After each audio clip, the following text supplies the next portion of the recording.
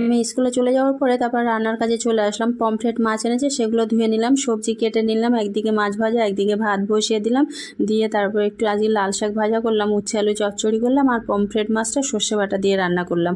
তারপর রান্নাবান্না সেরে সুরে সেন্টারে গেলাম। সেন্টারে গেছে, ওখান থেকে জলপথ থেকে অটো ধরে তারপরে আবার ফেরার সময় জলপথের ওখানে দাঁড়িয়ে রয়েছি সোজা ছেলেকে আনতে যাব বলে।